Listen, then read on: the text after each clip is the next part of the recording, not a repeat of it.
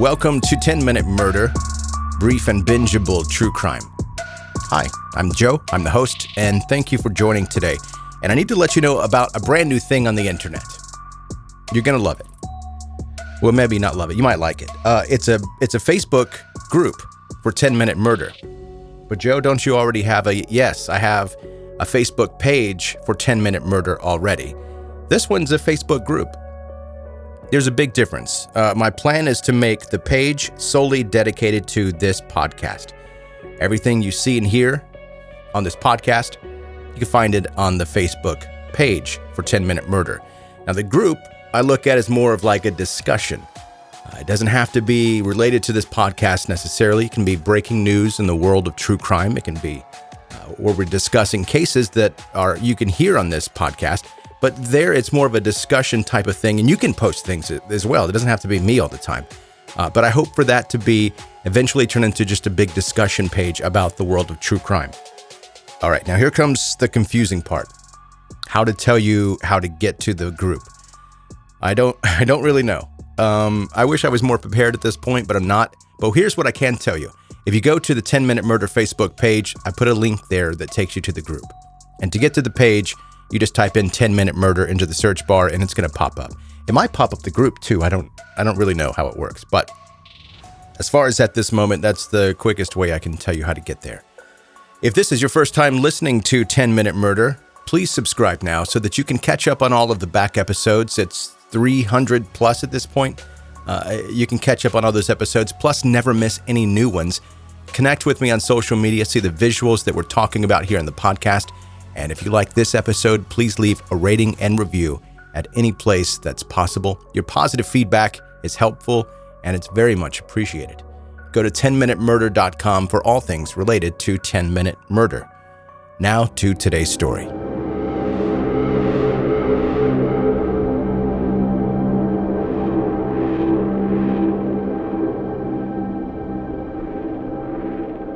After being sentenced to death 9 times over, one death sentence for each of his 9 confirmed victims, Henry Louis Wallace addressed the families of his victims in a statement.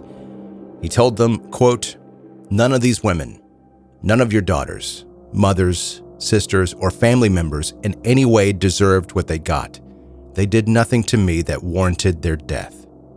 In one short statement, Henry did what so many killers failed to do over the course of their entire lives, acknowledging that each of his victims had been a human with a complex life of their own, and that none of them had deserved to be hurt by him. As a statement, it would have been powerful, except for that Henry had not only deliberately hurt these women, but brutally assaulted and murdered them. But that statement wasn't the only way in which Henry did not fit the media image of a serial killer. According to FBI profilers, most serial killers are white men who don't know their victims. Henry was a black man, and he had a personal connection to each and every single person he killed. With a clear link between Henry and his victims, it seems that the breadcrumbs would lead directly back to him. So how did he avoid capture long enough to murder so many people?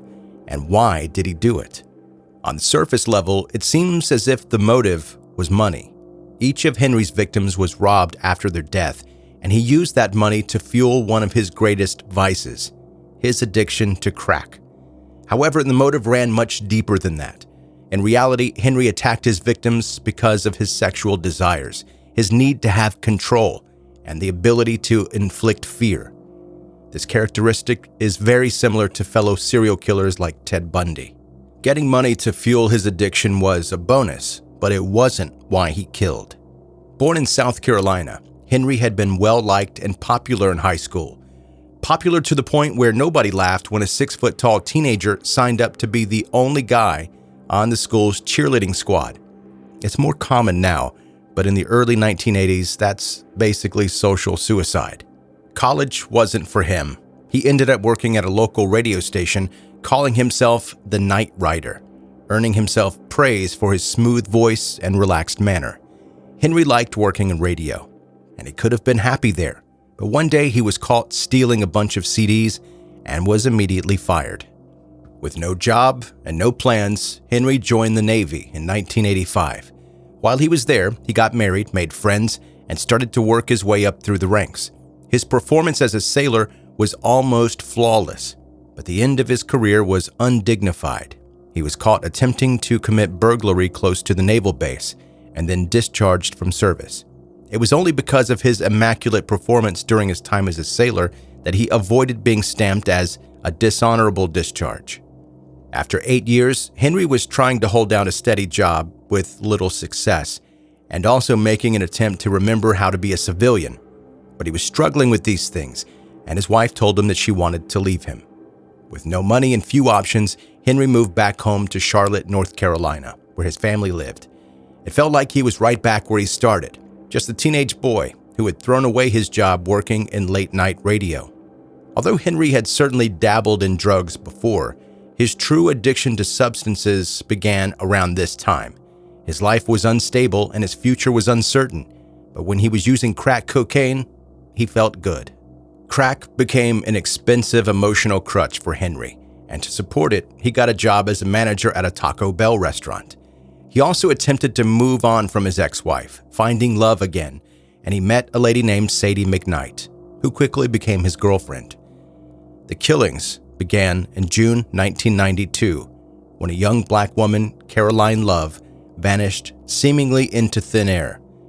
Caroline was labeled as a missing person until 2 years later, when her remains were found. Her roommate, Sadie McKnight, the same Sadie who had recently begun dating Henry and had given him a key to the apartment that she shared with Caroline, had no idea what happened to her friend. With nobody else to share her apartment with, Sadie moved in with Henry, taking their relationship to the next level. In February 1993, Shauna Hawk answered a knock on the door and found that the manager of the Taco Bell restaurant where she worked was standing at her doorstep. She was surprised to see him, but she liked Henry and didn't feel uncomfortable around him. She invited him in without hesitation, and the two of them chatted for nearly an hour. 8 months after Caroline's disappearance, Shauna was found dead in her own house. Her boyfriend found her in a bathtub full of water, naked, beaten, and bruised around her head. But the autopsy determined that despite being beaten and submerged in water, Shauna's cause of death was strangulation. She had also been sexually assaulted, and money had been taken from her wallet. When another young woman, Audrey Spain, was found naked and strangled to death in East Charlotte, the media began referring to the killer as the Charlotte Strangler. Months apart, more bodies were found. There were common threads. All the murders were within the same general radius of East Charlotte. All the victims were black, and every one of them had been strangled, even for victims like Michelle Stinson, where Henry stabbed her to death and then strangled her after the fact. Still, Henry was evading suspicion and capture. It was mid-March of 1994 when Henry's carefully constructed plan to avoid capture began to fall apart. He was out of control. He couldn't stop.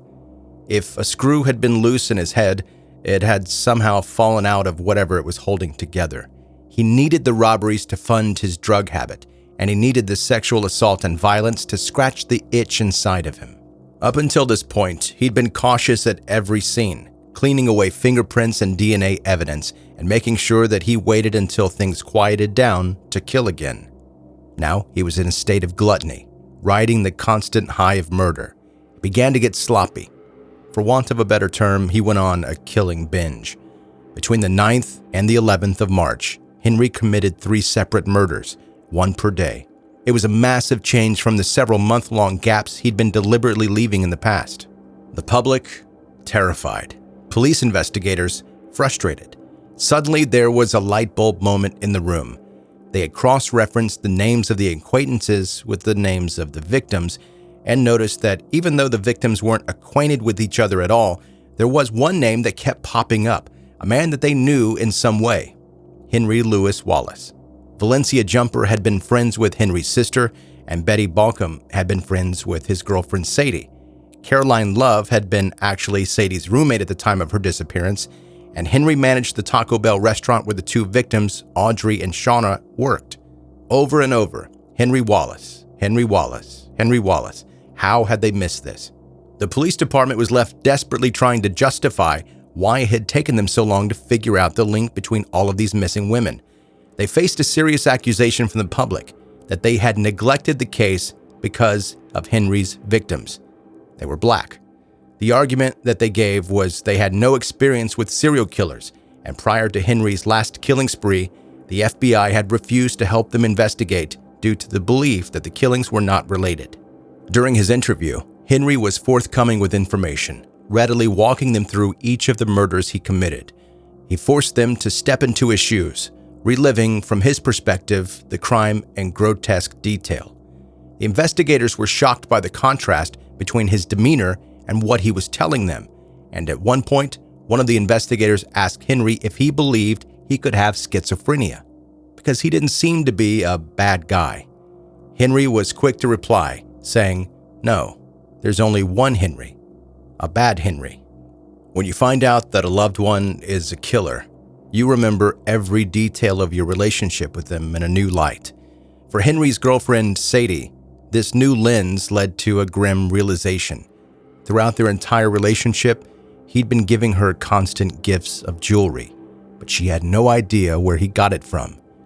Now she knew, but she wished that she didn't. This whole time, Sadie had been wearing the jewelry of at least 9 murdered women.